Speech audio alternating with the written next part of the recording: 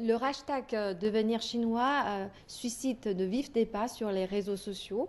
De nombreux internautes étrangers participent à ce mouvement en partageant leurs expériences, par exemple boire de l'eau chaude, euh, euh, porter des rames fous. Ouais. Pour vous, s'agit-il plutôt d'adopter un mode de vie ou d'embrasser certaines valeurs culturelles?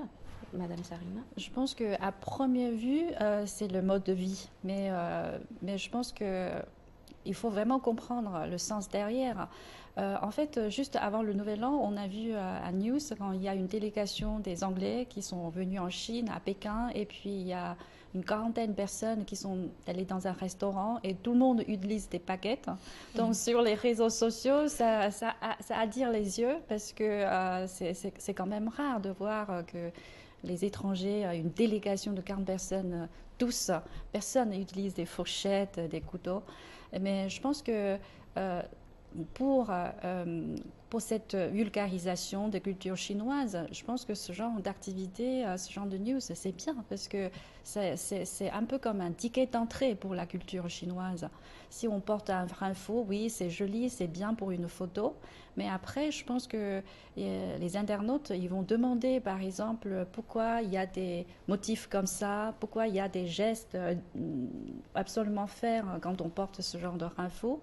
Pourquoi le mot, le caractère faux, qui signifie le bonheur, doit être à À l'envers, l'inverse. oui. Donc je pense qu'il y a des gens qui vont laisser des commentaires, qui posent des questions, et puis il y a des amis chinois qui leur répondent. Et puis je pense que là, on est entré Un échange. ouais, l'essentiel de la culture. Donc, je pense que je ne suis pas contre pour comment dire, toutes ces activités un peu virtuelles sur les réseaux sociaux, parce que ça c'est la porte d'entrée. Tout à fait. Et moi, je crois que ça montre aussi le nouvel attrait de la Chine, le nouvel attrait que la Chine exerce sur le monde extérieur. Avant, il y avait je dirais une forme de fascination, mais une fascination qui n'était pas encore développée. La Chine apparaissait vraiment comme quelque chose de mystérieux, d'inconnu. Et maintenant, avec on va dire les réseaux sociaux, l'importance renouvelée que prend la Chine, on sent qu'il y a un véritable attrait. Je vais vous donner un exemple très bref, notamment à Paris, dans certains restaurants. Il y a une dizaine d'années ou même peut-être 5 ans, si vous demandiez au serveur je voudrais boire un verre d'eau chaude s'il vous plaît, c'était complètement impossible. Et vous regardez, vous voulez un thé, une tisane, de l'eau chaude, mais vous plaisantez. Et souvent, ils réclamaient de l'argent pour avoir un verre d'eau chaude.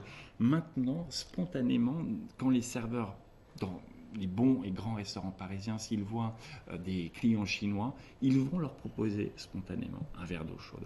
Et l'eau chaude, en France, petit à petit, les Français commencent à comprendre les vertus de consommer une eau à température ambiante ou tiède pour l'estomac. Et effectivement, tout ça, je crois que il y a vraiment un échange culturel et c'est très important de s'approprier d'une certaine façon la culture chinoise. Et pour vous, ce qui attire aujourd'hui en Chine, c'est plutôt sa vitalité et son dynamisme ou c'est plutôt son charme historique de sa culture? Je pense que c'est justement ces deux choses qui créent une réaction chimique magique, parce que euh, la Chine maintenant est longtemps conçue comme voilà, un pays qui a une longue histoire, mais aujourd'hui avec ces technologies assez développées, des fois il est aussi conçu comme un pays avec des technologies très avancées mais froides. Mais justement, je pense qu'aujourd'hui, ce qui est vrai, ce qui se passe vraiment sur ces territoires, c'est la combinaison de ces deux de mix de ces deux éléments. Aujourd'hui, avec les jeunes, ils savent très bien utiliser ces technologies comme réalité virtuelle, réalité augmentée, dont ils ont pu revivre certaines images de l'histoire chinoise et ils ont réussi à les mettre sur les réseaux sociaux et ils ont ce niveau de langue pour communiquer avec les étrangers.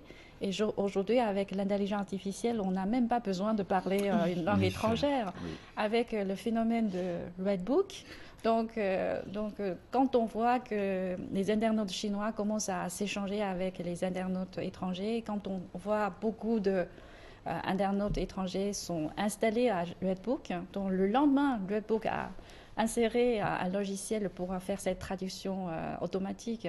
Donc du coup, l'échange est facile. Et puis, je pense que c'est avec de l'eau chaude, cette histoire de l'eau chaude aussi, c'est beaucoup discuté sur Redbook. Donc je pense que c'est ça la tradition, l'histoire et la modernité. Ces deux choses-là. Je trouve que vous avez mis vraiment le doigt sur quelque chose de très important, c'est que les échanges entre les pays ne se font pas, ne sont jamais vraiment complètement réussis s'ils se contentent d'être des échanges institutionnels.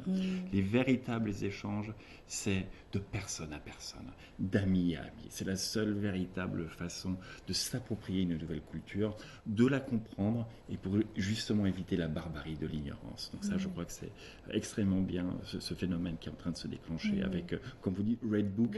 Moi, je dis encore Charles. Vous avez un compte? Oui, bien sûr.